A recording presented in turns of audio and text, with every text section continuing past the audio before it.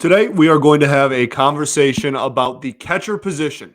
That's going to be the highlight. We did our deep dive on Tucker Barnhart. We did our deep dive on Eric Haas.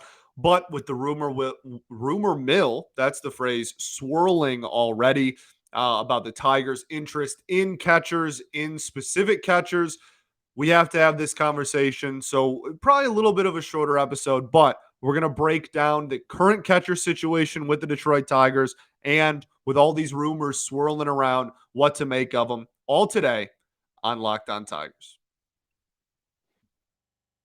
You are Locked On Tigers, your daily Detroit Tigers podcast. Part of the Locked On Podcast Network, your team every day.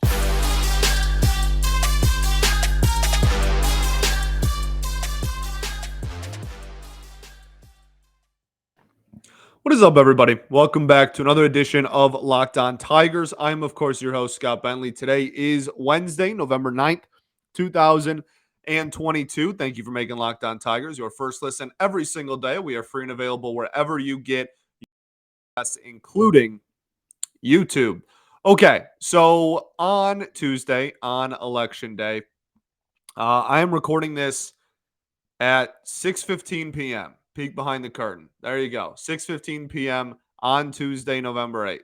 I am doing a lot of work covering the election results and everything this evening. So I know that Scott Harris is supposed to speak like right about now while I'm recording this, but I have a deadline that I have to be ready to work by for the evening. So this is when I'm recording. If he says something in the presser, if more news comes out, if some big news happens later Tuesday night, we will talk about it on tomorrow's show. Okay, little disclaimer, just want to throw that out there because I know that you want to hear about yesterday's news today. That's how the media world works now. That's what I try to provide tonight. This is just the best I can do.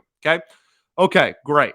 So the big news story from Tuesday in the baseball world was that Wilson Contreras has gauged interest from the Detroit Tigers. And that sent everybody, good or bad, started, I don't want to say losing their minds. It wasn't that dramatic. But everybody started talking about the potential of this happening. And everyone started talking about the catcher situation and why catcher and why Wilson Contreras and all that stuff. Okay, so I just want to lay all of the information that we have available to us and have this conversation just all around about catcher. Because again, we had a conversation about Haas and Barnhart individually, but we have not had really a full in-depth conversation just about the position of catcher and the optics of it going forward.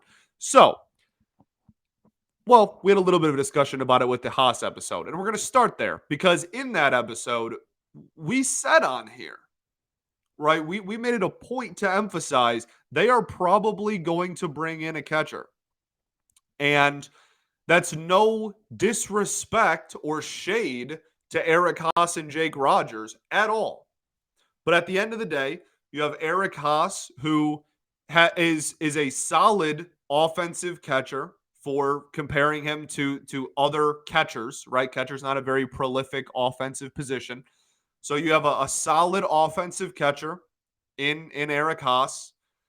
And then you have Jake Rogers, who is still, honestly, a big wild card. And he might show up this season and be really solid. He might. That's totally legitimate if you're really high on Jake Rogers. The thing I want to drive home is that it really doesn't matter. My point is that it doesn't matter what your opinions are of the two catchers we have right now individually. You still need another one. It's thin. It's a thin position. You have two, and one of them, by the time opening day rolls around, will have not faced major league pitching in almost 2 calendar years. That's tough. That's tough. So And again, Jake Rogers might end up being really solid. He might end up, picking up where he left off, and the offense is here and whatnot. But you, it's you're an injury away from, okay, both now we're down a catcher and we don't really have another option available. Everybody loves to talk about Dylan Dingler. We've talked about Dylan Dingler a lot on this show and when we do our prospect updates and whatnot. And I like Dylan Dingler a lot. I like all catchers. That's my position. I think it's the best. I love it. I love all catchers. Okay. So I love Dylan Dingler. And I think there's a chance that he could still be really solid. But his prospect rankings have I mean, we can be blunt about it. They've honestly plummeted a lot. And that's not really a testament to him, being terrible or anything. No. But he has been he's been solid enough. Like he hasn't wowed anyone down in double A yet. He hasn't done anything where you look at it and you go, you know what? This dude's ready for not even the majors, just like this dude's ready to be the everyday starting catcher in Toledo. We haven't even gotten to there yet. He's not ready to immediately just step in and be, the backup catcher if one of those guys go down. Or again, if Jake Rogers just flat out isn't ready yet. That's a legitimate possibility. That my opinion is very much of the belief that I do not care what your opinions of Eric Haas and Jake Rogers are. You need another one. And if that's Wilson Contreras, right? If that's the biggest catcher on the market and you open up and spend big money, or whether that's just another backup-ish catcher type, a 1A or 1B catcher type of acquisition. Whatever you think is fine, but I think objectively, I guess that's the definition of subjectivity, isn't it? But I find it really hard to not believe that this team needs to bring in at least somebody else that can play catcher. And I guess we're looking around going, go big or go home. The Wilson Contreras thing, I think that was John Morosi started that kind of, well, controlled mayhem, we'll call it, online after that rumor was released. But that's the point I want to start with is you can be the biggest Jake Rogers and Eric Haas fans on the planet. You still need a third one. And you might as well throw your hat in the ring of the really good ones, right?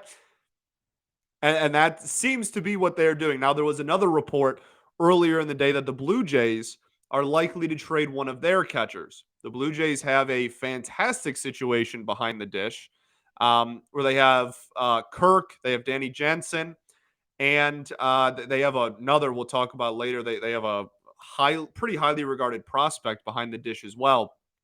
And they appear to be willing to move on from one of them for help elsewhere because they have a logjam at the position. Makes sense, right?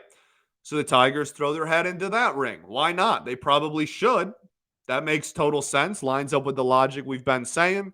It was also rumored, not reported, but rumored that Scott Harris is going to be a lot more willing to wheel and deal and make trades. So I think a catcher is coming. And I think that's what I want to start with. We'll get to William Contreras. We'll get to Danny Jansen. We'll get to Moreno. We'll get to everybody. But I want to just start with a catcher is coming, and that's not a bad thing at all. This team has a lot of holes. Absolutely a lot of holes. Undeniably has a lot of holes.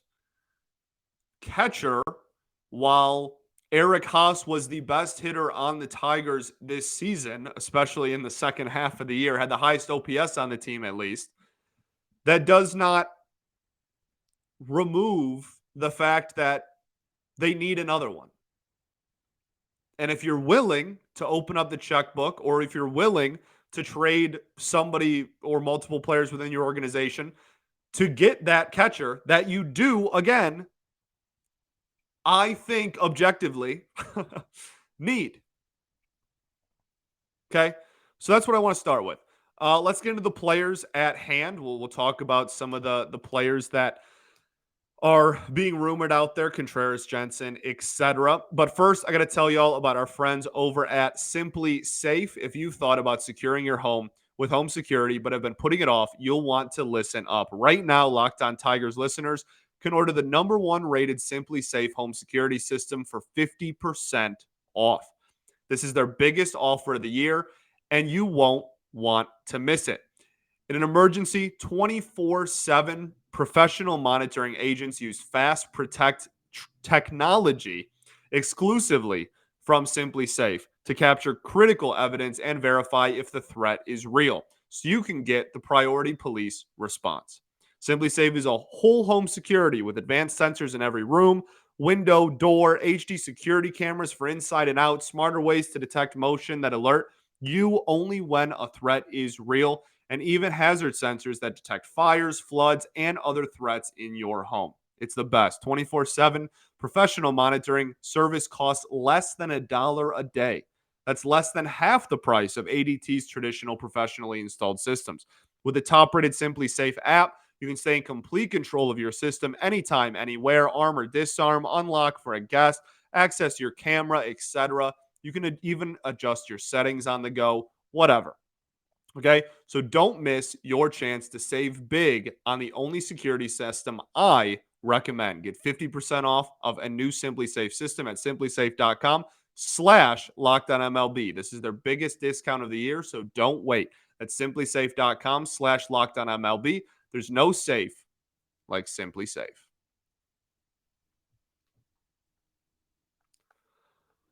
All right, everybody, welcome back here. Segment 2 of Locked On Tigers. So we're talking about the grand old position of catcher, the great position of catcher, the greatest position in sports for my money, and where the Tigers stand currently. So Eric Haas will be back. I think that's a pretty safe bet. Again, one of the better hitters you had this season, and that's significantly more of a testament to how poor this offense was than anything else. But you want to keep your best hitters around regardless. Okay.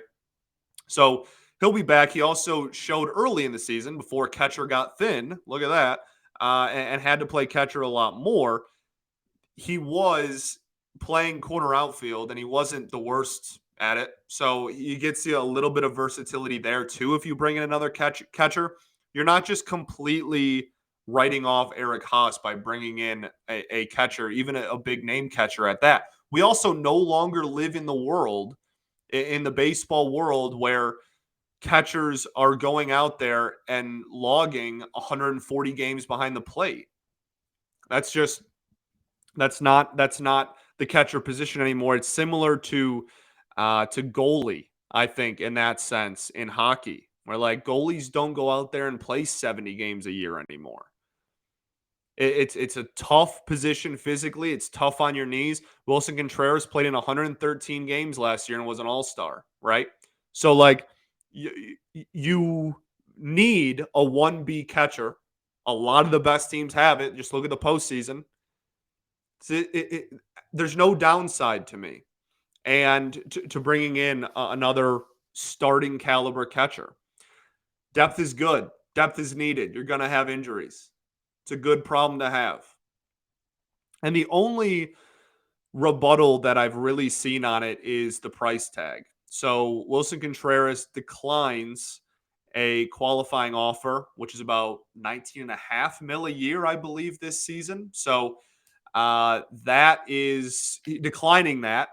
It doesn't necessarily guarantee that he'll get more than that because longevity is a price as well, right? So, if he got 5 years, 19 mil or whatever, that security of having a 5-year deal is something that's obviously very wanted amongst players. They want that long-term security. So not necessarily, but he also said in his camp, I believe said that they were looking for something in the 20 mil range, whether that's 20 exactly or whatever, who knows until we sign pen to paper, but until he signs pen to paper, rather. But that's probably what you're looking at. Now, there's a couple of things to keep in mind here. One, the Giants were not exactly, when Scott Harris was there, the biggest fans of super long-term deals.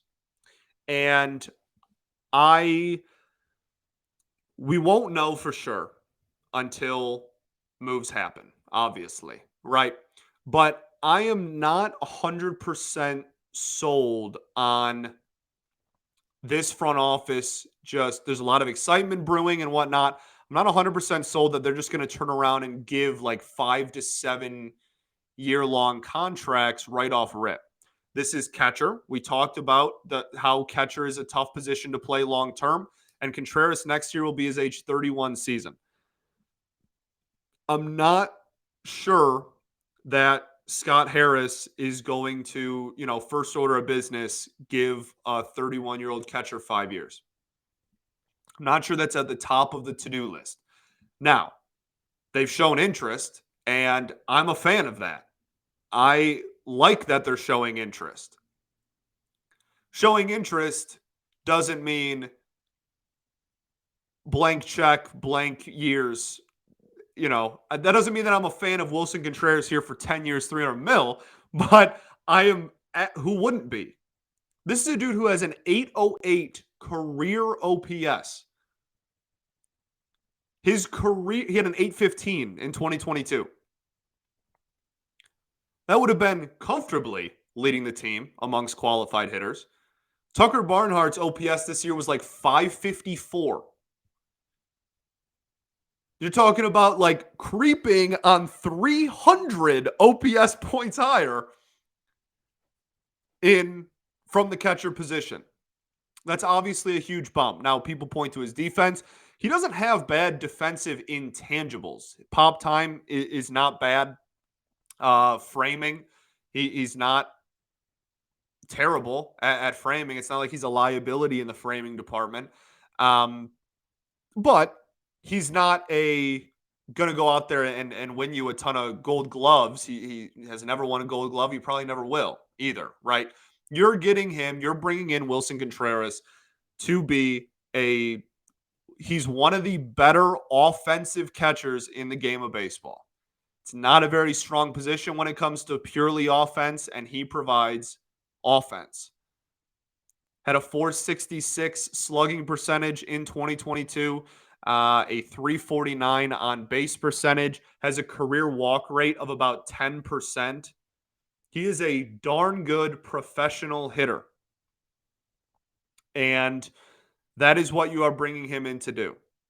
And he will do it because, again, 815 career OPS across 808, career OPS across 7 seasons, 815 in 2022, coming off an all-star season. Had a WAR, an F WAR, because I have to make sure to specify. In Baseball Reference WAR, he had almost a 4-win season. And in Fangraphs WAR, he had just under a 3.5-win season. So BREF a little bit more favorable to him. But the fact of the matter is, this is a dude that year in and year out is in the top 10, we'll say, in catcher production over the last 3 years. Had 1.5 WAR in 57 games in 2020 in the shortened season. Had 2.3 FWAR in 2021, and then the 3.3 in 2022. Had a 2.6 in 2019, for whatever that's worth to you. Like I said, solid walk rate, K rate that's at his career at about 24%. That's decently high for sure.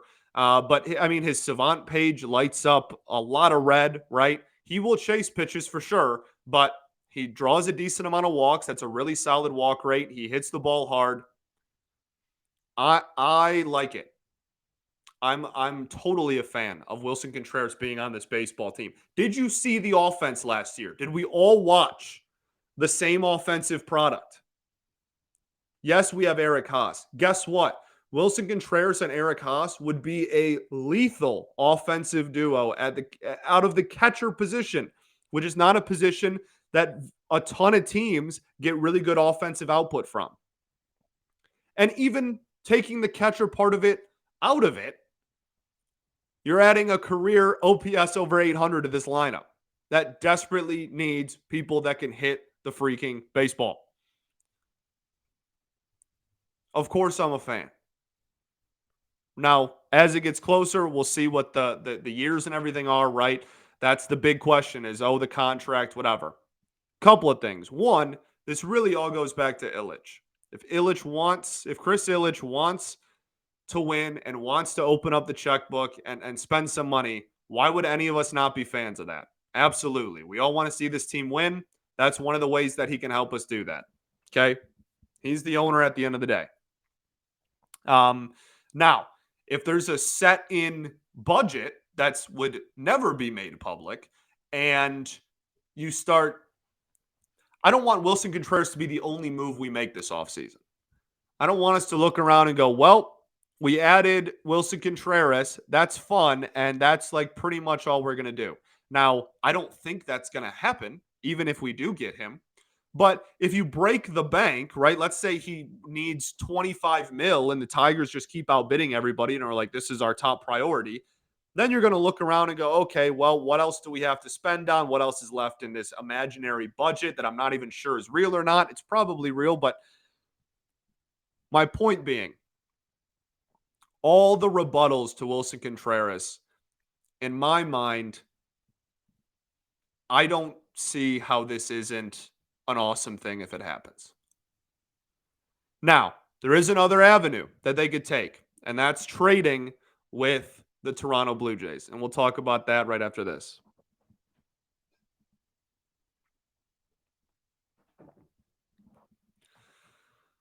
All right, everybody. Welcome back here. Okay. So live, well, not live for me. This happened like 15 hours ago to you. But I am, the Scott Harris press conference is happening. He is speaking to the media right now as I'm recording this, but I didn't have time to wait until afterwards. Scott Harris, this is via Cody Stavenhagen of The Athletic. Scott Harris said today he expects Javier Baez to be the Tigers' opening day shortstop. Sounds like position players are right-handed outfield, left-handed infield will be among the team's top priorities this offseason. Also, a lot of indications Harris is open to anything in building the roster. Plenty more to come from Vegas. That is where they are as general manager meetings started on Tuesday the 8th. They are from the 8th through the 10th. Super fun time. There's usually not too many moves done because that's pre-free agency, right? But conversations can start there, and you get a lot of sound bites. You get a lot of quotes like that. Stavenhagen, Jason Beck, Evan Petzold, Evan Woodbury, Chris McCoskey, those guys are all going to be must-follows during the next 3 days because of how many questions and how much availability they're going to get with the general manager. So be sure to check out all our wonderful beat writers and our media members. So we talked about Wilson Contreras. Javi, look, I know we just talked about Javi literally yesterday, so like that's just my luck. But we talked about it. We broke down Javi Baez. We talked about it in depth on yesterday's show, right? I'm not screaming and running around and losing my mind about the fact that he's going to be the shortstop next year. You need to cut the throwing errors, absolutely.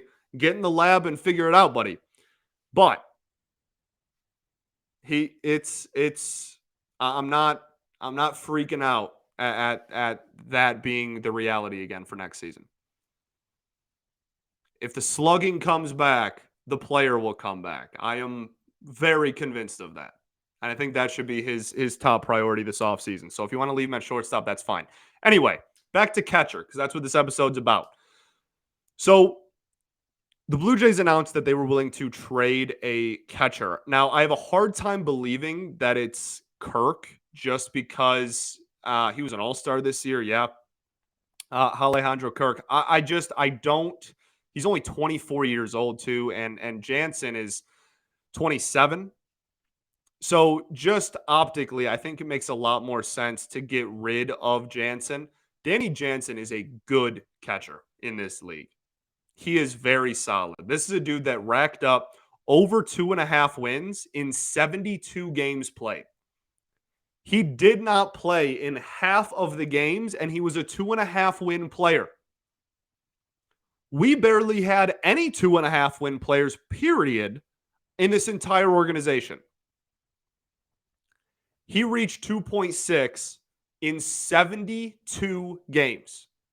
And the Blue Jays are just so set at the position. They're like, yeah, if an offer comes around to get rid of him and it helps our pitching maybe or something, sure, why not? This would be fantastic as well. Now, you got to pick one, okay? Again, a catcher is going to join this team.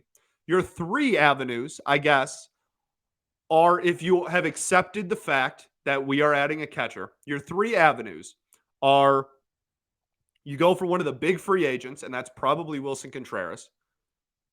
Okay. With that avenue, you're spending a lot of money. But you're getting one of the better, I'm not going to say one of the best, but one of the better, objectively, catchers in the game of baseball. Okay. 2, you trade with the Blue Jays and you get one of their catchers. You get Moreno, who's still kind of like a prospect and somewhat of an unknown behind the plate, and his longevity behind the dish and whatnot, but is a highly regarded prospect. Okay. You have to trade something in that case. You have to trade something that the Blue Jays actually want. That's the biggest thing that fan bases do is they go, oh, well, we'll just give them, random players on our team that even we don't want. If you don't want them on the Detroit Tigers, the playoff Toronto Blue Jays definitely don't. Okay, so you have to trade them something of value to get either Jansen or Moreno. So player of value, money, or the third option is not a super highly regarded catcher. You want Eric Haas to really be the starter, I guess, the 1A to somebody else's 1B, and you bring in kind of a middle level catcher in free agency. That's not a lot of money. You didn't have to give up any player for him, and you trust Eric Haas to go out there and play a majority of the games behind the dish. Those are your three avenues. Jansen is so good. I love Jansen. I'm a fan of, just all catchers, really. That's not really fair. I love Danny Jansen, though. And this is a plus defender and also had a .516 slugging percentage. Now, that is just in 2022 and again in 72 games. But even in 2021, he played in 70 games and had a 1.4 win season. That's still less than half. That's on pace for over a 3-win season, right? That's still very good and very productive behind the dish. Now, again, you won't play 162 anywhere because that's not how catchers work, but still that the production that you're getting is on par for that. He's really good. He's really good.